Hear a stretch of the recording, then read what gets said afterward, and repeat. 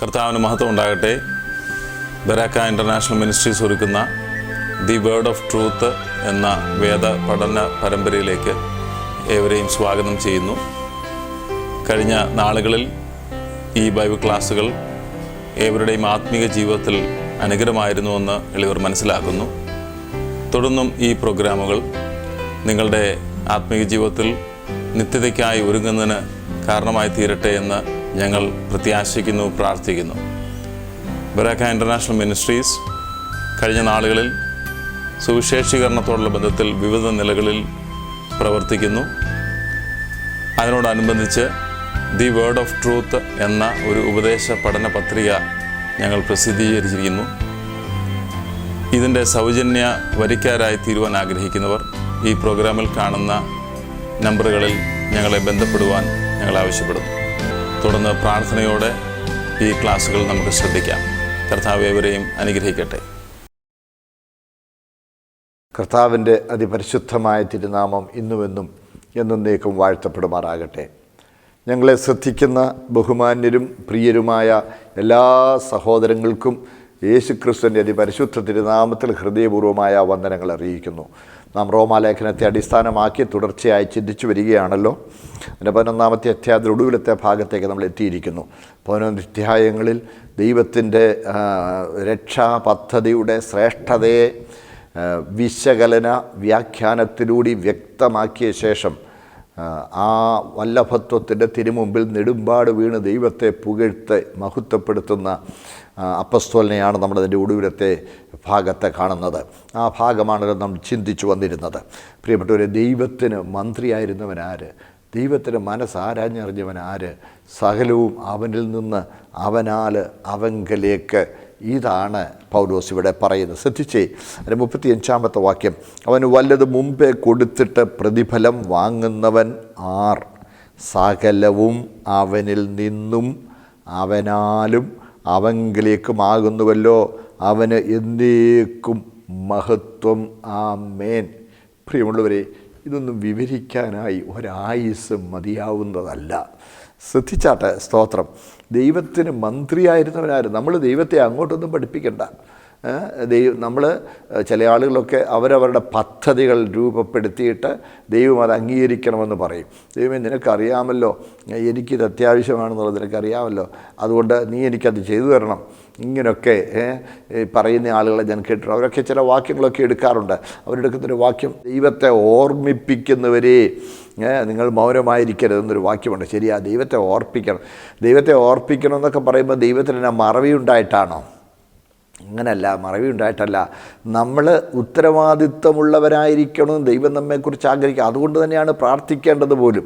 അല്ലാതെ നമ്മൾ പ്രാർത്ഥനയോട് നമ്മൾ ദൈവത്തെ എന്തെങ്കിലും കാര്യം അവിടത്തേക്ക് അറിയാൻ മേലാത്തൊരു കാര്യം അങ്ങോട്ട് അറിയിച്ചു കൊടുക്കുകയല്ല. നമ്മൾ പ്രാർത്ഥിക്കുന്നത് അത് ദൈവവചനത്തിന് വ്യവസ്ഥ വെച്ചിരിക്കുന്നത് നമ്മൾ ഉത്തരവാദിത്വമുള്ളവരായിരിക്കണമെന്നുള്ളത് കൊണ്ടാണ്. ദൈവം നമ്മളെക്കുറിച്ച് നമ്മൾ റെസ്പോൺസിബിൾ പീപ്പിൾ, ഉത്തരവാദിത്വ ബോധമുള്ളവരായിരിക്കണമെന്ന് ആഗ്രഹിക്കുന്നു. ഇവിടെ അല്ലെങ്കിൽ ദൈവം നമ്മൾക്ക് എല്ലാം ഇങ്ങോട്ട് നമ്മൾ ചോദിക്കാതെ തന്നെ ഇങ്ങോട്ട് തന്നോട്ടിരുന്നാൽ അത് ദൈവത്തിൽ നിന്ന് വന്നതാണെന്ന് നമ്മൾ ഒരിക്കലും ചിന്തിക്കുകയില്ല. ദൈവത്തോടുള്ള വ്യക്തിപരമായ ഒരു ബന്ധം നമുക്ക് ഉണ്ടായിരിക്കണമെന്ന് ദൈവം നമ്മെക്കുറിച്ച് ആഗ്രഹിക്കും. നമ്മൾ നമ്മുടെ കുഞ്ഞുങ്ങളെക്കുറിച്ച് അങ്ങനെയല്ലേ ആഗ്രഹിക്കുന്നത്? അവരുടെ ആവശ്യങ്ങളൊക്കെ നമുക്കറിയാം. പക്ഷേ ആ ആവശ്യങ്ങളൊക്കെ വന്ന് നമ്മളോടത് പറയുമ്പോൾ നമുക്ക് ഉള്ളിൻ്റെ ഉള്ളിലൊരു കുളിർമയല്ലേ, അവരോടുള്ളൊരു ബന്ധമല്ലേ? സ്തോത്രം. എടാ ഇവനെ നിനക്ക് എന്നടാ വേണ്ടിയെന്ന് അപ്പന് നന്നായിട്ട് അറിയാം. അവൻ ഏറ്റവും നല്ലത് കൊടുക്കാനും അപ്പനറിയാം. പക്ഷേ എന്നാലും അവനതൊന്ന് പറയുന്നത് അപ്പൻ്റെ ഹൃദയത്തിലൊരു കുളിർമയാണ്. മാത്രമല്ല അവനവൻ്റെ കാര്യത്തെക്കുറിച്ച് ഉത്തരവാദിത്വബോധമുള്ളവനാണെന്ന് തിരിച്ചറിയുന്നത് അപ്പൻ്റെ ഹൃദയത്തിലൊരു സന്തോഷമായി. അതുപോലൊരു ബന്ധം മാത്രമേ ദൈവം നമ്മളിൽ നിന്ന് അല്ല, നമ്മൾ ദൈവത്തെ അങ്ങോട്ടൊരു കാര്യം അറിയിക്കുകയൊന്നുമല്ല. സകലവും നന്നായി അറിയുന്നു. നമ്മുടെ വേദനകളും സകലവും നന്നായി അറിയുന്നവനായ ഒരു ദൈവത്തെയാണ് ഞാനും നിങ്ങളും സേവിക്കുന്നതെന്ന് മറക്കരുത്. അതെപ്പോൾ പ്രാർത്ഥന എന്ന് ഞാൻ പറഞ്ഞല്ലോ, ദൈവത്തെ അങ്ങോട്ട് ഓർമ്മിപ്പിച്ച് അറിയാൻ മേലാത്തൊരു കാര്യം അവൻ്റെ തിരുമുമ്പിൽ ഉണർത്തിക്കുകയല്ല. പിന്നെയോ സ്തോത്രം, അവനെ അറിയാവുന്ന കാര്യം തന്നെയാണെങ്കിലും നമ്മൾ ഉത്തരവാദിത്വബോധമുള്ളവരായിരിക്കുവാൻ ദൈവം ആഗ്രഹിക്കുന്നത് കൊണ്ട് നമ്മളത് ചെന്ന് അപ്പൻ്റെ മുമ്പിൽ ചെന്ന് ആവശ്യം പറഞ്ഞ് അപ്പനുമായുള്ള കൂട്ടായ്മ ബന്ധത്തിൽ സന്തോഷിക്കുന്ന ഒരു മകനെ പോലെ നമ്മൾ ദൈവത്തിന് മുമ്പിൽ. അതാണ് പ്രാർത്ഥന എന്ന് പറയുന്നത്. ഷോപ്പിംഗ് ലിസ്റ്റും കൊണ്ട് വരുന്ന ഒരു മകൻ്റെ കാര്യം പോലെയല്ല. പിന്നെ നമ്മൾ ദൈവസന്നിധിയിൽ നമ്മൾ ദൈവത്തെ പുകഴ്ത്തുകയും ദൈവത്തോടുള്ള സ്നേഹബന്ധത്തിൽ സന്തോഷിക്കുകയും ആ കൂട്ടായ്മ ബന്ധത്തിൻ്റെ മാധുര്യം അനുഭവിക്കുകയും ചെയ്യുന്ന ഒരു അനുഭവമാണ് പ്രാർത്ഥന. അല്ലാതെ ആവശ്യങ്ങൾ പറഞ്ഞുകൊണ്ടിരിക്കുന്ന ഒരു സമയം മാത്രമായിട്ട് നമ്മൾ പ്രാർത്ഥനയെ കാണരുത്. ആ കൂട്ടത്തിൽ നമ്മൾ ദൈവത്തെ പുകഴ്ത്തുകയാണ്, ദൈവത്തെ മഹത്വപ്പെടുത്തുകയും അവൻ്റെ വലഭത്വത്തെ ഓർത്ത് അവനോടുള്ള കൂട്ടായ്മ ബന്ധം അനുഭവിക്കുകയും ചെയ്തിട്ട് ആ കൂട്ടത്തിൽ നമ്മുടെ ആവശ്യങ്ങളും കൂടെയൊക്കെ പറയുകയാണ്. അതെത്ര മാധുര്യമായൊരു അനുഭവമാണ്. അല്ലാതെ ദൈവത്തിന് അറിവില്ലായികയൊന്നുമില്ല. അവന് മന്ത്രിയായിരുന്നവൻ ആര്? അതുകൊണ്ട് നമ്മളൊരു പദ്ധതി ഉണ്ടാക്കി വെച്ച് ദൈവം അതിനെ അംഗീകരിക്കണം. Come on Lord, this is what I have planned out. ഞാൻ ഈ ഒരുക്കിയിരിക്കുന്ന ഈ പദ്ധതി നീ ഇതിനകത്തൊന്ന് അംഗീകാര മുദ്ര വെക്കണം, ഇതൊന്ന് അംഗീകരിച്ച് തരണം. അങ്ങനെ ദൈവം അംഗീകരിച്ചിരുന്നവരല്ല. സ്തോത്രം. ദൈവമേ, ഇന്ന ഒരാവശ്യം എനിക്കുണ്ട്, അത് ദൈവം സന്തോഷത്തോടെ കേൾക്കുന്നു. കർത്താവേ, അത് ഇന്ന പോലെ ചെയ്യണമെന്ന് എൻ്റെ മനസ്സിലൊരാഗ്രഹമുണ്ട്. കർത്താവേ, അത് തിരുഹിതമാണെങ്കിൽ അത് നിവർത്തിച്ച് തരുവാൻ പ്രസാദിക്കണം. കർത്താവേ, ഇത് ഞാൻ എൻ്റെ ആവശ്യം തിരുമുമ്പിൽ അറിയിക്കുന്നു. കർത്താവേ, സ്തോത്രം. എനിക്ക് ഇത് ആവശ്യമുള്ളതാണോ അതോ ഇതെൻ്റെ വെറും ആഗ്രഹമാണോ എന്നും തിരുമേനി അറിയുന്നു. ഇതെൻ്റെ ആവശ്യമാണെന്നുണ്ടെങ്കിൽ തീർച്ചയായും അത് അവിടുന്ന് നിവർത്തിച്ചു തരുമെന്ന് എനിക്ക് അവിടുത്തോട് നല്ല ഉറപ്പുണ്ട്. കർത്താവേ, അല്ല, സ്തോത്രം, ഇതെനിക്ക് ആവശ്യമല്ല, ഇത് വെറും എൻ്റെ ഒരു ആഗ്രഹം മാത്രമാണ്, എനിക്ക് നന്മയായ ഒരു കാര്യമായിരിക്കില്ലെന്ന് അവിടുത്തേക്ക് അറിയാമെങ്കിൽ അത് മാറ്റിയേക്കണേ കർത്താവേ. അങ്ങനെ ദൈവഹിതത്തിനായി ദൈവത്തിൻ്റെ തീരുമാനത്തിനായി സമ്പൂർണ്ണമായി സമർപ്പിച്ചു കൊടുക്കുന്ന ഒരനുഭവമാണ് ദൈവം നമ്മളുടെ പ്രാർത്ഥനയിൽ ആഗ്രഹിക്കുന്നത്. അത് മറക്കരുത്. അതാണ് അവന് മന്ത്രിയായിരുന്നവൻ ആര്? അവനും വല്ലതും മുമ്പേ കൊടുത്തിട്ട് പ്രതിഫലം വാങ്ങുന്നവൻ ആര്? അവിടെയാണ് ഇന്ന് പലപ്പോഴും ഇങ്ങോട്ട് കിട്ടാൻ വേണ്ടി അങ്ങോട്ട് കൊടുക്കുക. ചിലർ പഠിപ്പിക്കുന്നുണ്ട് ഒരു സീഡ് മണി എന്ന് പഠിപ്പിക്കുന്നുണ്ടെന്ന്. സീഡ് മണി എന്ന് പറഞ്ഞാൽ നമ്മൾ വിതച്ചെങ്കിലേ കിട്ടുകൊള്ളെന്ന്. നിനക്ക് 1,00,000 രൂപയുടെ ആവശ്യമുണ്ടോ? നീ 10,000 രൂപ അതിൻ്റെ ദശാംശം ആദ്യം ദൈവത്തെ അങ്ങ് കൊട. എവിടുന്നേലും വായ്പ മേടിച്ചാണേലും 10,000 രൂപ കൊണ്ട് കൊട. 10,000 രൂപ കൊണ്ട് കൊടുത്താൽ നിനക്ക് 1,00,000 കിട്ടും. അയ്യേ കഷ്ടം! ദ്രവ്യാഗ്രഹിയായ അത്യാഗ്രഹി ഈ പാവത്തിൻ്റെ കയ്യിൽ നിന്ന് 10,000 രൂപ കവർച്ച ചെയ്യാൻ, അയ്യേ കഷ്ടം! നേരിട്ടുള്ള കവർച്ച പോലുമല്ല. കള്ളനാണെങ്കിൽ അവൻ കവർന്നെടുക്കുകയോ മോഷ്ടിച്ചെടുക്കുക, നമ്മൾ അറിയാതെ അത് എടുത്തുകൊണ്ട് പോവുകയൊക്കെയാണ്. ഇങ്ങനെയുള്ളവർ കളിപ്പിച്ച് കവർന്നെടുക്കുന്ന അത്യാഗ്രഹികളാണ്. ബൈബിള് പഠിപ്പിക്കുന്നതല്ല, അത് അവരുടെ പരിപാടിയാണ് പ്രിയമുള്ളവരെ. സ്തോത്രം. അതുകൊണ്ട് സീഡ് മണി എന്നൊന്നും ബൈബിളിൽ പറയുന്നില്ല. അപ്പോൾ പെട്ടെന്ന് ചിലർ ചോദിച്ചേക്കും, ലൂക്കോസിൻ്റെ സുവിശേഷം 6-ാം അധ്യായത്തിലില്ലേ എന്ന് ചോദിക്കുന്നവരെ ഞാൻ കണ്ടിട്ടുണ്ട്. ലൂക്കോസ് സുവിശേഷം 6-ാം അധ്യായം അതിൻ്റെ 27 മുതലുള്ള വാക്യങ്ങളാണ്. അവരെപ്പോഴും പറയുന്ന 6-ാം അധ്യായത്തിൽ 38-ാം വാക്യം മാത്രമേ അവർ പറയുകയുള്ളൂ. എന്താ 38-ാമത്തെ വാക്യം? കൊടുപ്പിൻ എന്നാൽ നിങ്ങൾക്ക് കിട്ടും, അമർത്തി കുലുക്കി കവിയുന്ന ഒരളവ്, നല്ല അളവ് നിങ്ങളുടെ മടിയിൽ തരും, നിങ്ങൾ അളക്കുന്ന അളവിനാൽ നിങ്ങൾക്കും അളന്ന് കിട്ടും. ഈ വാക്യം മാത്രം. പക്ഷേ അതിൻ്റെ മേളുവശം എന്താ നോക്കാത്തത്? ഞാൻ വായിച്ച് കേൾപ്പിക്കാം. ഒരിക്കലും ഒരു വാക്യം സന്ദർഭത്തിൽ നിന്ന് പറിച്ചെടുക്കരുത്. അതിൻ്റെ 27 മുതൽ വായിക്കുമ്പോൾ, എന്നാൽ കേൾക്കുന്നവരായി നിങ്ങളോട് ഞാൻ പറയുന്നത്, നിങ്ങളുടെ ശത്രുക്കളെ സ്നേഹിപ്പീൻ, നിങ്ങളെ പകയ്ക്കുന്നവർക്ക് ഗുണം ചെയ്യുവീൻ, നിങ്ങളെ ശപിക്കുന്നവരെ അനുഗ്രഹിപ്പീൻ, നിങ്ങളെ ദുഷിക്കുന്നവർക്ക് വേണ്ടി പ്രാർത്ഥിപ്പീൻ, നിന്നെ ഒരു ചെകിട്ടത്ത് അടിക്കുന്നവന് മറ്റേതും കാണിച്ചു കൊടുക്കുക, നിൻ്റെ പുതപ്പ് എടുത്തു കളയുന്നവന് വസ്ത്രവും തടുക്കരുത്, നിന്നോട് ചോദിക്കുന്ന ഏവനും കൊടുക്കുക, നിനക്കുള്ളത് എടുത്തു കളയുന്നവനോട് മടക്കി ചോദിക്കരുത്. മനുഷ്യർ നിങ്ങൾക്ക് ചെയ്യണം എന്ന് നിങ്ങൾ ഇച്ഛിക്കുന്നത് പോലെ തന്നെ അവർക്കും ചെയ്യുവീൻ. നിങ്ങളെ സ്നേഹിക്കുന്നവരെ സ്നേഹിച്ചാൽ നിങ്ങൾക്ക് എന്ത് ഉപചാരം കിട്ടും? പാപികളും തങ്ങളെ സ്നേഹിക്കുന്നവരെ സ്നേഹിക്കുന്നുവല്ലോ.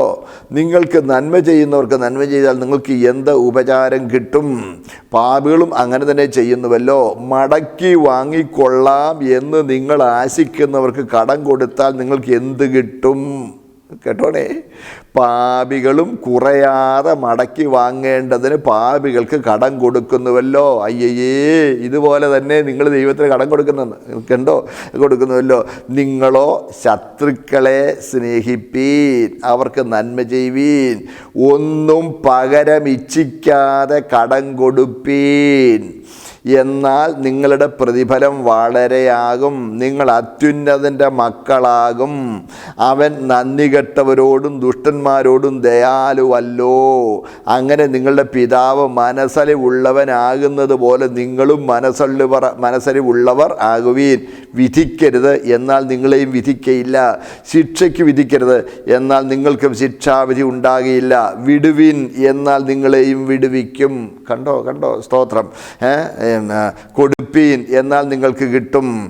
അമർത്തി കുലുക്കി കവിയുന്ന ഒരു നല്ല അളവ് നിങ്ങളുടെ മടിയിൽ തരും. നിങ്ങൾ അളക്കുന്ന അളവിനാൽ നിങ്ങൾക്കും അളന്ന് കിട്ടും. പൊന്ന് സഹോദരങ്ങൾ, തൊട്ട് മേളിൽ കണ്ടത് എന്താ? തിരിച്ച് കിട്ടേണ്ടതിനൊന്നും കൊടുക്കരുതെന്നാണെങ്കിൽ ദൈവത്തിന് തിരിച്ചു കിട്ടാൻ വേണ്ടി അങ്ങോട്ട് കൊടുക്കുന്ന കാര്യമാണ് ഇവിടെ പറയുന്നത്. പ്രിയപ്പെട്ടവരെ, എന്ന് പറഞ്ഞാൽ ദൈവം നിങ്ങളുടെ നന്മ പ്രവർത്തികളെ മറക്കുന്നവനല്ല എന്ന് നമ്മളെ ഓർമ്മിപ്പിക്കുക മാത്രമാണ്. അല്ലാതെ കിട്ടാൻ വേണ്ടി കൊടുക്കുന്ന ഒരു സ്വാർത്ഥതയെ പ്രോത്സാഹിപ്പിക്കുന്നതല്ല ഈ തിരുവചന ഭാഗം. ഇങ്ങോട്ട് കിട്ടാൻ വേണ്ടി അങ്ങോട്ടും കൊടുക്കുക എന്ന് പറഞ്ഞാൽ, ഇവിടെ അറിയാമല്ലോ, ചില കമ്പനികളൊക്കെ ചിലരൊക്കെ വലിയ വാഗ്ദാനം ചെയ്യും. വലിയ വാഗ്ദാനം ചെയ്തിട്ട് മേടിച്ച് ഒത്തിരി അങ്ങ് മേടിച്ച് കഴിഞ്ഞാൽ ആദ്യമൊക്കെ കുറച്ചൊക്കെ തന്നുകൊണ്ടിരിക്കും. ഒടുവിൽ എല്ലാം വാങ്ങിച്ചോണ്ട് ഒറ്റ അങ്ങ് മുങ്ങും. മലയാളികൾ എത്ര പ്രാവശ്യം ഇങ്ങനെ കളിപ്പിക്കപ്പെട്ടിട്ടുണ്ട്. പ്രിയപ്പെട്ടവരെ, അതേ മനോഭാവം കൂടുതൽ കിട്ടാൻ വേണ്ടി ദൈവത്തിന് കൊടുക്കുന്നതിൽ യാതൊരു ദൈവപ്രസാദവും ഉണ്ടാവുകയില്ല. അവൻ നമ്മുടെ കടക്കാരനല്ല. നമ്മളെന്താ തൊട്ട് താഴെ പൗലോസ് പറയും, നിങ്ങൾ കണ്ടില്ലേ? സ്തോത്രം. അവന് വല്ലതും മുമ്പേ കൊടുത്തിട്ട് പ്രതിഫലം വാങ്ങുന്നില്ല. സകലവും അവനിൽ നിന്നും അവനാലും അവങ്കലേക്കുമാകുന്നുവല്ലോ, അവൻ എന്നേക്കും മഹത്വം. ആമേൻ. പ്രിയമുള്ളവരെ, ദാവീദ് രാജാവ് യെരൂശലേമിലെ ദൈവാലയത്തിനു വേണ്ടി എല്ലാ സജ്ജീകരണങ്ങളും ചെയ്തു. ഒർന്നാൻ്റെ ആ സ്ഥലം വാങ്ങിച്ചു. 600 ശേക്കൽ പൊന്നു കൊടുത്ത് വാങ്ങിച്ചു. ആദ്യം ആ യാഗപീഠം ഇരിക്കാനുള്ള ആ മെതിക്കളം മാത്രം 50 ശേക്കൽ വെള്ളിക്ക് വാങ്ങിച്ചു. പിന്നെ ആ സ്ഥലം മുഴുവൻ 600 ശേക്കൽ പൊന്നു കൊടുത്ത് വാങ്ങിച്ചു. എന്നു വേണ്ട, തൻ്റെ ഭണ്ഡാരത്തിൽ നിന്നൊക്കെ ഇഷ്ടം പോലെ പൊന്നും വെള്ളിയും എന്നു വേണ്ട രത്നങ്ങളും എല്ലാം അതിനു വേണ്ടി നീക്കി വെച്ചിട്ട് ദൈവം മുമ്പിൽ ഒരു സമർപ്പണ പ്രാർത്ഥന പ്രാർത്ഥിക്കുന്നത് ദിനവൃത്താന്തങ്ങളുടെ 1-ാം പുസ്തകം 29-ാമത്തെ അധ്യായത്തിൽ നമുക്ക് കാണുവാനായിട്ട് നമുക്ക് കഴിയും. അതിൻ്റെ 14 മുതലുള്ള വാക്യം, എന്നാൽ ഞങ്ങൾ ഇങ്ങനെ ഇത്ര മനഃപൂർവ്വമായി ദാനം ചെയ്യേണ്ടതിന് പ്രാപ്തരാകുവാൻ ഞാൻ ആർ, എൻ്റെ ജനവും എന്തുള്ളൂ? സകലവും നിങ്കൽ നിന്നല്ലോ വരുന്നത്. കണ്ടേ, നിൻ്റെ കയ്യിൽ നിന്ന് വാങ്ങി ഞങ്ങൾ നിനക്ക് തന്നതേയുള്ളൂ. ഇത്രയുമെല്ലാം ദൈവത്തിനു വേണ്ടി, ദൈവാലയത്തിന് വേണ്ടി വേർതിരിച്ചേച്ചും ദാവീദ് പറയുന്നത് കണ്ട, സ്തോത്രം, നിൻ്റെ കയ്യിൽ നിന്ന് വാങ്ങി ഞങ്ങൾ അനുഭവിച്ചതിൻ്റെ മിച്ചമല്ലോ നിനക്ക് തരുന്നതേ ഉള്ളൂ. നിൻ്റെ കയ്യിൽ നിന്ന് വാങ്ങിയതാണ്. അതിൻ്റെ 16-ാമത്തെ വാക്യം, ഞങ്ങളുടെ ദൈവമായ യഹോവേ, നിൻ്റെ വിശുദ്ധനാമത്തിനായി നിനക്ക് ഒരു ആലയം പണിവാൻ ഞങ്ങൾ ശേഖരിച്ചിട്ടുള്ള ഈ സംഗ്രഹമെല്ലാം നിൻ്റെ കയ്യിൽ നിന്നുള്ളത്, സകലവും നിനക്കുള്ളതല്ലോ. നിൻ്റെ കയ്യിൽ നിന്ന് ഇങ്ങോട്ട് വാങ്ങി അതിലൊരു ഭാഗം നിനക്ക് തരുന്നതേയുള്ളൂ. സ്തോത്രം. അതുകൊണ്ട് പ്രിയപ്പെട്ട, കൂടുതൽ കിട്ടാൻ വേണ്ടി നമ്മൾ ദൈവത്തിന് സീഡുമണി ഇടുക, കൊടുക്കുക എന്ന് പറയുന്ന ആശയം ദ്രവ്യാഗ്രഹത്തിൻ്റെ ഒരു ചുവടാണ്. സന്ദർഭത്തിൽ നിന്ന് പറിച്ചെടുത്ത് ഒരു വാക്യത്തെയും വ്യാഖ്യാനിക്കരുത്. എന്നാൽ കർത്താവ് നമ്മളെ ഓർമ്മിപ്പിക്കുന്നത്, നിങ്ങൾ ദൈവനാമത്തിൽ എന്ത് ചെയ്താലും ദൈവം അത് മറക്കുന്നവനല്ല എന്ന് നമ്മളെ ഓർമ്മിപ്പിക്കുന്നതാണ്. കാര്യം മനുഷ്യൻ സ്വതവേ സ്വാർത്ഥതയുള്ളവനാണെന്ന് ദൈവം അറിയുന്നത് കൊണ്ട്, പ്രിയപ്പെട്ടവരെ, നമ്മളോട് ഒരിക്കലും നീ ദൈവനാമത്തിൽ ചെയ്യുന്നത് നഷ്ടക്കച്ചവടമാവുകയില്ല എന്ന് ഓർമ്മിപ്പിക്കുക മാത്രമാണ് ലൂക്കോസ് 6:38 ചെയ്യുന്നത്.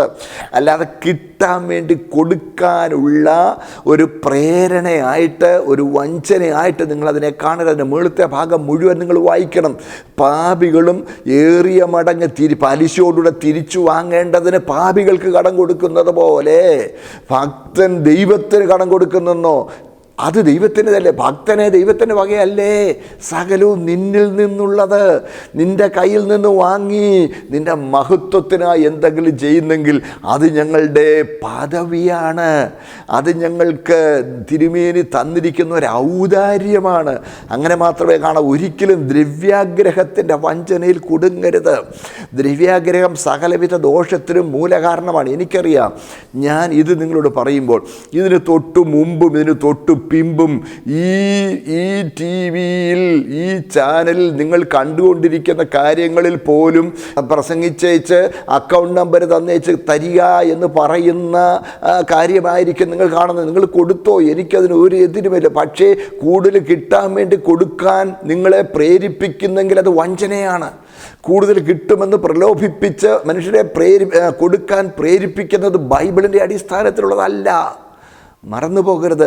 സകലവും അവന് മുമ്പേ വല്ലതും കൊടുത്തിട്ട് പ്രതിഫലം വാങ്ങുന്നവൻ ആരാണ്? ചിലർ ദൈവം ആർക്കും കടക്കാനല്ലതൊരു പാട്ട് പോലുമുണ്ട്. ദൈവം കടക്കാനല്ലത് പാടുന്നത് പോലും ദൈവത്തിന് മുമ്പിൽ അത് ദൈവം കരുണയുള്ളവനായതുകൊണ്ടാണ് കോപിക്കാതിരിക്കുന്നത്. പക്ഷേ വരുന്നുണ്ട്, മറക്കരുത്. ദൈവം ആർക്കും കടക്കാരനല്ല. അത് നിങ്ങളൊന്ന് ഓർത്ത് നോക്കിക്കേ. ഇവിടുത്തെ ഒരു ടാറ്റ എനിക്ക് കടക്കാരനല്ലെന്ന് പറഞ്ഞാലോ, അയ്യോ എൻ്റെ പൊന്നപ്പനെ, അദ്ദേഹം ആരാ? അംബാനി എനിക്ക് കടക്കാരനല്ലെന്ന് പറയുമോ? എൻ്റെ പൊന്നു സഹോദരങ്ങൾ, നിങ്ങളെന്താ ഈ പറയുന്നത്?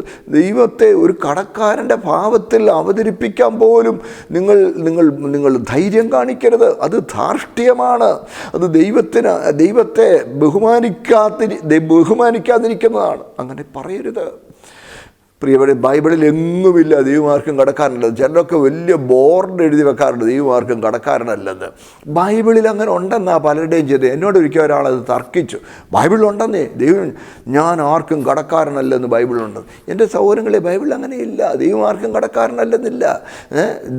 നോക്കണേ, സ്തോത്രം. അത് അവനവൻ തന്നെ ആ അത്യാർത്തിയിൽ കൂടുതൽ കിട്ടാൻ വേണ്ടി അത്യാർത്തിയിൽ ഉണ്ടാക്കി. ഇന്ന് സംഭവിച്ചിരിക്കുന്നത്, ക്രിസ്തീയ സമൂഹത്തിൽ സംഭവിച്ചിരിക്കുന്നത്, മുച്ചീട്ട് കളിക്കാരൻ്റെ ഒരു നിലയിലാണ് ദൈവത്തെ നിർത്തിയിരിക്കുന്നത്. ഒത്തിരി അങ്ങ് കൊടുത്താൽ അതിലേറെ ഇങ്ങോട്ട് വരുമെന്ന്. ഒരിക്കൽ മോറിസ് ഒർലോ എന്ന് പറയുന്ന ഒരു പ്രവർത്തകൻ, ഒരാൾ, അദ്ദേഹം നൈജീരിയയിൽ വലിയ ക്രൂസേഡ് നടത്തിയപ്പോൾ ഫണ്ടില്ലായിരുന്നു. അദ്ദേഹം ഒരു ദിവസം മീറ്റിങ്ങിൽ വിളിച്ചു പറഞ്ഞു, one greater than the lottery has come here, his name is Jesus. ലോട്ടറിയിൽ നിങ്ങൾ 100 രൂപയുടെ ടിക്കറ്റ് എടുത്താൽ 1 കോടി കിട്ടും. എന്നാൽ അതിലും കൂടുതൽ ദൈവം നിങ്ങൾക്ക് തരുന്നവനാണ് യേശു എന്നും പറഞ്ഞു ഒരു പ്രസംഗിച്ചു. One greater than the lottery has come here, his name is Jesus എന്ന് പ്രസംഗിച്ചു. തനിക്ക് പണം വേണം, ക്രൂസൈഡിൻ്റെ ചെലവുകൾക്ക് വേണ്ടി പണം. ഞാൻ അതിനെക്കുറിച്ച് വായിച്ചത് ഇങ്ങനെയാണ്. ആളുകൾ കൊണ്ടുവന്നു പണം കെട്ടായിട്ട് കൊണ്ടങ്ങ് എറിയുമായിരുന്നു കൂടുതൽ കിട്ടാൻ വേണ്ടി. നോക്കണേ, ലോട്ടറി അടിക്കുന്നതിനേക്കാൾ, ലോട്ടറി ആണെങ്കിൽ ചിലപ്പോൾ നിങ്ങൾക്ക് കിട്ടാതെ പോകും, ഇവിടെയാണ് തീർച്ചയായിട്ടും കിട്ടുമോ നോക്കി അങ്ങനെ അതങ്ങ് അവതരിപ്പിച്ചപ്പോഴത്തേന് ആളുകൾ ആവേശം കൊണ്ട് വാരിക്കൊണ്ട് കൊടുക്കുമായിരുന്നു എന്ന് കേട്ടിട്ടുണ്ട്. എൻ്റെ പൊന്നു സൗരങ്ങളെ, അങ്ങനെ പണസമ്പാദനത്തിന് ആളുകളെ വേദപുസ്തകത്തിലെ വാക്യം സന്ദർഭത്തിൽ നിന്ന് പറിച്ചെടുത്ത് ദുർവ്യാഖ്യാനിച്ച് ഇങ്ങനെ കൊടുത്താൽ കിട്ടുമെന്ന് പറഞ്ഞ് അത്യാഗ്രഹം കാണിക്കുന്നത് ബൈബിളിൻ്റെ അടിസ്ഥാനത്തിലുള്ളതല്ല. അവന് മുമ്പേ വല്ലതും കൊടുത്തിട്ട് പ്രതിഫലം വാങ്ങുന്നവൻ ആര്? ഈ വാക്യം കൂടെ എന്താ നിങ്ങൾ കാണാത്തത്? സകലവും അവനിൽ നിന്നും അവനാലും അവങ്കലേക്കുമാകുന്നു. ഓർത്തു നോക്ക്, സകലവും അവനിൽ നിന്നാണ്. സ്തോത്രം. ഈ കാര്യങ്ങളൊക്കെ നമ്മൾ കാണുന്നുണ്ട്. ഒരു നിരീശ്വരൻ ചോദിച്ചെന്നിരിക്കട്ടെ, സൗരങ്ങൾ, ഈ പ്രപഞ്ചത്തെ കാണുന്ന ഒരു നിരീശ്വരൻ ഇതെങ്ങനെ വന്നു എന്ന് ചോദിച്ചാൽ അവന് അടിസ്ഥാനപരമായ വിശദീകരണമില്ല. പ്രോട്ടോസോവ, ജലാശയങ്ങളിലൊരു പ്രോട്ടോസോവ ഉണ്ടായി, അതിൽ നിന്നാണ് മനുഷ്യനുണ്ടായിരുന്നു. പ്രോട്ടോസോവ എന്ന് പറഞ്ഞാൽ ഒരു അണുകോശ ജീവി, ഒരു ഏകകോശ അണുജീവി ഉണ്ടായി. ഏകകോശ അണുജീവി ഉണ്ടായി. അതിങ്ങനെ ഡെവലപ്പ് ചെയ്ത് മനുഷ്യനായി. ഇന്ന് ഇങ്ങനെ പരിണാമത്തിലൂടെ ആയി എന്ന് പറയും. എൻ്റെ സഹോദര, ആദ്യത്തെ ഏകകോശ ജീവിയെ ആരാ സൃഷ്ടിച്ചത്? അതെവിടുന്ന് വന്നതാ? സമുദ്രം എവിടുന്നാണ് വന്നത്? ഈ അഖിലാണ്ട ഘടാകം എവിടുന്നാണ് വന്നത്? ഓർത്ത് നോക്കിക്കേ, ഇതെവിടുന്നാണ് വന്നത്? Where is it from? എവിടുന്നാന്ന് ചോദിച്ചാൽ അവനിൽ നിന്ന്, ദൈവത്തിൽ നിന്ന്. ഗ്രീക്കിൽ അവിടെ ഉപയോഗിച്ചിരിക്കുന്ന പദങ്ങളൊക്കെ വളരെ ശ്രദ്ധേയമാണ്. അവിടെ ഉപയോഗിച്ചിരിക്കുന്ന പ്രിപ്പൊസിഷൻസ് അവനിൽ നിന്ന്. എക് എന്ന പദമാണ്. എക് എന്ന് പറഞ്ഞാൽ അവനിൽ നിന്ന്. It is from him. സകലവും ദൈവത്തിൽ നിന്നാണ്. ഹല്ലേലൂയ. ഉണ്ടാകട്ടെ എന്ന ആജ്ഞയാൽ സകലവും ഇല്ലായ്മയിൽ നിന്ന് ഉളവായി വന്നതാണ്. അവനിൽ നിന്നാണ്. സ്തോത്രം. ഇതെവിടുന്ന് എന്ന് ചോദിച്ചാൽ ദൈവത്തിൽ നിന്ന്. ദൈവത്തിൽ നിന്ന്. എങ്ങനെ എന്ന് ചോദിച്ചാൽ ദൈവത്താൽ. സ്തോത്രം. ദൈവത്താൽ. അതാണ് ഡിയാ, എക്, ഡിയാ, എയ്സ്. ഇന്ന് 3 പ്രിപ്പോസിഷൻസാണ് ഉപയോഗിച്ചേക്കുന്നത്. 3 പ്രയോഗങ്ങളാണ് അവിടെ കാണുന്നത്. എക് എന്ന് പറഞ്ഞാൽ അവനിൽ നിന്ന്, ദിയ എന്ന് പറഞ്ഞാൽ അവനാൽ. ഇതെവിടുന്ന്? ദൈവത്തിൽ നിന്ന്. എങ്ങനെ? ദൈവത്താൽ. ദൈവത്താൽ. എന്തിനു വേണ്ടി? അതാണ് എയ്സ്, അവനു വേണ്ടി. അവനു വേണ്ടി. ദൈവത്തിൽ നിന്ന്, ദൈവത്താൽ, ദൈവത്തിനു വേണ്ടിയാണ് സകലവും സൃഷ്ടിക്കപ്പെട്ടത്. സകലവും സൃഷ്ടിക്കപ്പെട്ടത്. സ്തോത്രം. മറക്കരുതേ, ആ ദൈവത്തിന് അവനിൽ നിന്ന് വന്നതിൻ്റെ ഒരു ഭാഗം എടുത്ത് അങ്ങോട്ട് കൊടുത്തേച്ച് നീ എനിക്ക് കൂടുതൽ തരണം എന്ന് പറയുന്നതിൽ എന്താണ് അർത്ഥം? എന്താണ് അർത്ഥം സഹോദരങ്ങളെ? സ്തോത്രം. പൗലോസ് ഇവിടെ പറയുന്നത്, അവൻ സർവ്വ വല്ലഭനാണ്, സകലവും അവനിൽ നിന്നാണ്. ചിലർ ചോദിക്കും, അപ്പോൾ സകലവും ദൈവത്തിൽ നിന്നാണെങ്കിൽ ഈ പാപവും ദൈവത്തിൽ നിന്നാണോ എന്ന് ചോദിക്കും. സൗരങ്ങളെ ശ്രദ്ധിക്കണേ, പാപമൊരു സൃഷ്ടിയല്ല. പാപമൊരു സൃഷ്ടിയല്ല. ഒരു സൃഷ്ടി എന്ന് പറഞ്ഞാൽ സ്വതന്ത്രമായ അസ്തിത്വം, സ്വന്തമായി നിൽക്കാൻ കഴിയുന്ന ഒന്നാണ് ഒരു സൃഷ്ടി എന്ന് പറയുന്നത്. Anything that has an independent entity, തന്നെ നിൽക്കാൻ, അതായി തന്നെ മറ്റൊന്നിനെയും ആശ്രയിക്കാതെ തന്നെ നിൽക്കാൻ കഴിയുന്ന ഒന്നുണ്ടെങ്കിൽ അതാണ് ഒരു സൃഷ്ടി.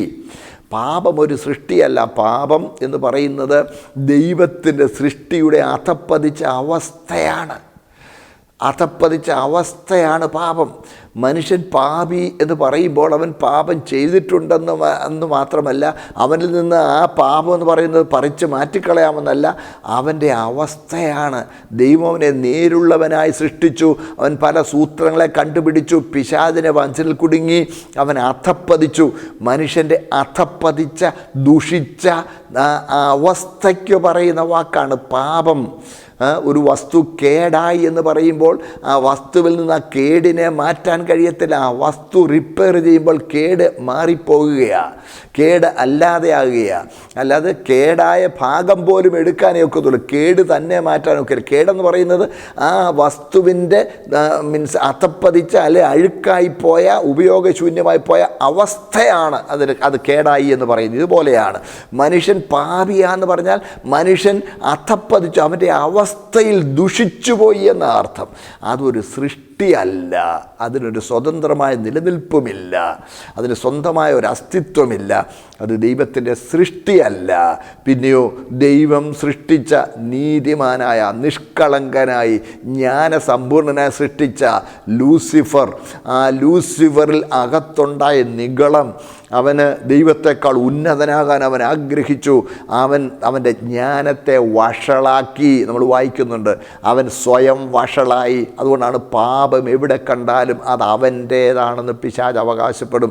അതുകൊണ്ടാണ് പാപികളെക്കുറിച്ച് നിങ്ങൾ പിശാചിൻ്റെ മക്കൾ എന്ന് കർത്താവ് തന്നെ പറഞ്ഞു, യോഹന്നാൻ 8:44.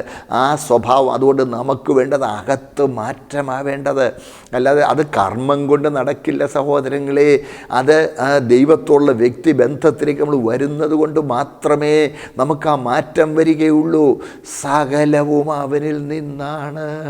സ്തോത്രം. അതേ, സകല സദ്ഗുണങ്ങളും അവനിലാണ്. അതേ, പിശാചിനെയും ദൈവം വിശുദ്ധ ദൂതനായി സൃഷ്ടിച്ചതാണ്. അവൻ തൻ്റെ ജ്ഞാനത്തെ വഷളാക്കിയതാണ്. അത് പ്രത്യേകം തിരുവെഴുത്തെടുത്ത് പറയുന്നു. അതുകൊണ്ട് മനുഷ്യനെയും ദൈവം നേരുള്ളവനായി സൃഷ്ടിച്ചു. ദൈവത്തിൻ്റെ തന്നെ സ്വരൂപത്തിലും ദൈവത്തിൻ്റെ തന്നെ സാദൃശ്യത്തിലുമാണ് ദൈവം മനുഷ്യനെ സൃഷ്ടിച്ചത്. എന്നാൽ പിശാചിൻ്റെ വഞ്ചനയിൽ കുടുങ്ങി അവൻ വഷളാവുകയായിരുന്നു. ഇന്നും അതല്ലേ സംഭവിക്കുന്നത്. മനുഷ്യൻ സ്വയം തിരഞ്ഞെടുക്കുകയാണ്, വഷളത്വം തിരഞ്ഞെടുക്കുകയാണ്. ദൈവം അവനെ നേരുള്ളവനാ സൃഷ്ടിച്ചെങ്കിലും അവൻ വഷളനായി അധപ്പതിച്ചു, പിശാചിൻ്റെ വഞ്ചനയിൽ കുടുങ്ങി. അതുകൊണ്ട് അകത്തൊരു മാറ്റമാണ് നമുക്ക് ആവശ്യം. സകലവും അവനിൽ നിന്നാണ്. അവനാലാണ്. അപ്പോൾ ഇതും ഈ കൊറോണ അതേ ദൈവം അനുവദിച്ചതാണ്. ഇതിൻ്റെ പിന്നിലൊരു ദൈവോദ്ദേശമുണ്ട്. ദൈവബോധമുള്ളവരായി, മനുഷ്യൻ വിനയമുള്ളവനായി, അവൻ്റെ ധാർഷ്ട്യഭാവം അവസാനിപ്പിച്ച് ദൈവത്തിങ്കിലേക്കും മടങ്ങി വന്നാൽ ദൈവം നമ്മോട് കരുണ കാണിക്കും. ദൈവം നമ്മോട് കരുണ കാണിക്കും. ഇവിടെ ഈ രോഗത്തെ പ്രതിരോധിക്കാൻ അധികാരികൾ തങ്ങളാൽ ആവോളമെല്ലാം ചെയ്യുന്നുണ്ട്. ശാസ്ത്രലോകം തങ്ങളാൽ ആവോളമെല്ലാം പരിശ്രമിക്കുന്നുണ്ട്. എന്നാൽ പ്രധാനമായും അതിനുള്ള പരിഹാരം വരേണ്ടത് ദൈവത്തിൽ നിന്നാണ്. നാം ദൈവമുമ്പിൽ നെടുമ്പാട് വീഴുകയാണ് വേണ്ടത്. അതേ, അവർ ചെയ്യട്ടെ, അവർ ചെയ്യുന്നതിൻ്റെ ഗുണം എല്ലാവരും അനുഭവിക്കട്ടെ, നല്ല കാര്യമാണ്. പക്ഷേ അത് കണ്ടുപിടിക്കാനുള്ള ബുദ്ധി പോലും കൊടുത്തത് ദൈവമാണെന്ന് നമ്മൾ മറന്നു പോകരുത്. അതുകൊണ്ട് ആത്യന്തികമായും നമ്മൾ ദൈവമുമ്പിൽ നമ്മളെ സമർപ്പിക്കുകയാണ്. ഏറ്റവും പ്രധാനമായിട്ട് കാര്യം അതേ, സകലവും അവനിൽ നിന്നാണ്, അവനാലാണ്. അടുത്തത് അവങ്കലേക്കാണ്. അവനു വേണ്ടിയാണ്. സകലവും ദൈവത്തിനു വേണ്ടിയാണ്. നാം ദൈവത്തിനുള്ളവരാണ്. ദൈവം നമ്മെ അവന് വേണ്ടി സൃഷ്ടിച്ചു. ഞാൻ എനിക്ക് വേണ്ടി സൃഷ്ടിച്ചിരിക്കുന്ന എൻ്റെ ജനം എന്ന് സ്തോത്രം നാം തിരുവെഴുത്തിൽ വായിക്കുന്നുണ്ട്. അതേ, ദൈവം നമ്മെ അവിടുത്തേക്ക് വേണ്ടി സൃഷ്ടിച്ചതാണെന്ന് നമ്മൾ മറന്നു പോകരുത്. ദൈവത്തിനു വേണ്ടി സൃഷ്ടിക്കപ്പെട്ടവരാണ് പ്രിയപ്പെട്ടവരെ നമ്മൾ. സ്തോത്രം. അതേ, ഞാൻ എനിക്ക് വേണ്ടി നിർമ്മിച്ച എൻ്റെ ജനം എൻ്റെ സ്തുതിയെ വിവരിക്കുമെന്നാണ് തിരുവെഴുത്ത് പറയുന്നത്. ദൈവം നമ്മെ അവിടുത്തേക്ക് വേണ്ടി സൃഷ്ടിച്ചു. എന്നാൽ ബലാത്കാരം എടുക്കുകയില്ല. നാം നമ്മളെ സമർപ്പിച്ചു കൊടുക്കണമെന്ന് ദൈവം ആഗ്രഹിക്കുന്നു. സമർപ്പിച്ചു കൊടുക്കാൻ നമുക്ക് മനസ്സുണ്ടോ? സ്തോത്രം. എന്നിട്ട് എൻ്റെ വാക്കുകൾ ഇതിനോട് ഉപസംഹരിക്കട്ടെ. അവനെന്നേക്കും മഹത്വം. ആമേൻ. അതെ, സകലവും അവനിൽ നിന്നാണ്, അവനാലാണ്, അവന് വേണ്ടിയാണ്. നമ്മളും അവൻ്റെ വകയാണ്. ദൈവം നമ്മൾ ആഗ്രഹിക്കുന്നത് നമ്മളെ അവൻ്റെ സന്നിധിയിൽ സമ്പൂർണ്ണമായി സമർപ്പിച്ചു കൊടുക്കുകയാണ്. അവനിൽ നിന്ന് നമുക്ക് സകലവും നന്മകളും ലഭിക്കുന്നു. അതേ കർത്താവേ, ഞങ്ങൾ ഈ കൊറോണയിൽ നിന്ന് ഞങ്ങളുടെ വിടുവിക്കണം. മോചനം അവിടുത്തേക്കാണ്. രോഗങ്ങൾ ഞങ്ങളെ വിടുവിക്കണം. ഞങ്ങളെ കഷ്ടങ്ങളിൽ നിന്ന് വിടുവിക്കണം. കർത്താവ്, ഞങ്ങളെ മരണഭീതിയിൽ നിന്ന് വിടുവിക്കണം. മരണാനന്തര ജീവിതത്തെ സംബന്ധിച്ചുള്ള ഉറപ്പ് ഞങ്ങൾക്ക് നൽകണം. അങ്ങയുടെ വകയാണ് ഞങ്ങളെന്നുള്ള ആ ബോധ്യം ഞങ്ങൾക്ക് തരണം. അങ്ങയുടെ തിരുമുമ്പിൽ ഞങ്ങളെ സമ്പൂർണ്ണമായി ഞങ്ങളിത് സമർപ്പിക്കുന്നു എന്ന് പറഞ്ഞ് ഒന്ന് ഏൽപ്പിച്ചു കൊടുക്കാൻ നമുക്ക് മനസ്സുണ്ടോ? ഒരു വാക്ക് പ്രാർത്ഥിക്കാം. ഞങ്ങളുടെ സ്വർഗീയ പിതാവേ, അങ്ങുന്നാണ് സകലത്തിൻ്റെ ഉടമസ്ഥൻ. അങ്ങ് ഞങ്ങൾക്ക് തന്ന അങ്ങയുടെ പ്രപഞ്ചത്തിലെ, അങ്ങയുടെ ഭൂമിയിൽ നിന്ന് എന്തെങ്കിലും അല്പം എടുത്തേച്ച് അങ്ങനെ ഞങ്ങൾക്ക് തന്നതിൽ നിന്ന് പിന്നെയും ഞങ്ങൾ ഇച്ചിരി കൂടെ കൊടുത്ത് കൂടുതൽ കിട്ടണം എന്ന് പറയുന്ന ആ ദ്രവ്യാഗ്രഹത്തിൻ്റെ വഞ്ചനയിൽ ഞങ്ങൾ കുടുങ്ങാൻ അനുവദിക്കരുതേ. കർത്താവെ, അങ്ങയുടെ നാമത്തിൽ ഞങ്ങൾ എന്ത് ചെയ്താലും അങ്ങനെ തീർച്ചയായും അത് ഓർമ്മ വെച്ച് ഞങ്ങൾക്ക് കർത്താവെ സ്തോത്രം അതനുസരിച്ചും അവിടുത്തെ വല്ലഭത്വത്തിനൊത്തവണ്ണവും ഞങ്ങളെ അനുഗ്രഹിക്കുമെന്ന് ഞങ്ങൾക്കറിയാം കർത്താവെ. എങ്കിലും കർത്താവെ, ഞങ്ങൾ ലോട്ടറി എടുക്കുന്ന പോലെ മുച്ചിട്ട് കളിക്കാരനോട് അടുക്കുന്നത് പോലെ ഞങ്ങൾ ഒരിക്കലും തിരുമേനിയുടെ നാമത്തിന് കൊടുക്കുന്ന ആ വഞ്ചനയിൽ കുടുങ്ങി വഞ്ചിതരാകാനിടയാകാതെ ദ്രവ്യാഗ്രഹം, സകല ദ്രവ്യാഗ്രഹം ഒഴിഞ്ഞിരിക്കുവാൻ ഞങ്ങൾ കൃപ നൽകണമേ. അങ്ങയ്ക്കായി അടിയങ്ങളെ സൃഷ്ടിച്ചതിനാൽ അങ്ങയുടെ കരങ്ങളിലേക്ക് ഞങ്ങളെ പൂർണ്ണമായി ഏൽപ്പിച്ചു തരുവാനുള്ള ദൈവകൃപ ഞങ്ങൾക്ക് നൽകണമേ. ഞങ്ങളെ സമ്പൂർണ്ണമായി സമർപ്പിക്കുന്നു. എൻ്റെ കേൾവിക്കാരും അങ്ങയുടെ പ്രിയമക്കളുമായ സകലരെയും അങ്ങ് അനുഗ്രഹിക്കുകയും ആ സമ്പൂർണ്ണ സമർപ്പണത്തിനായി അങ്ങയുടെ സ്നേഹമുള്ള ഭുജങ്ങൾ തങ്ങളെ ഏൽപ്പിച്ചിരുവാനായി അവർക്ക് കൃപ നൽകുകയും ചെയ്യണം. മഹത്വത്തോട് നെടുക്കണം. യേശു ക്രിസ്തുവിൻ്റെ പരിശുദ്ധ നാമത്തിൽ തന്നെ പിതാവേ. ആമേൻ.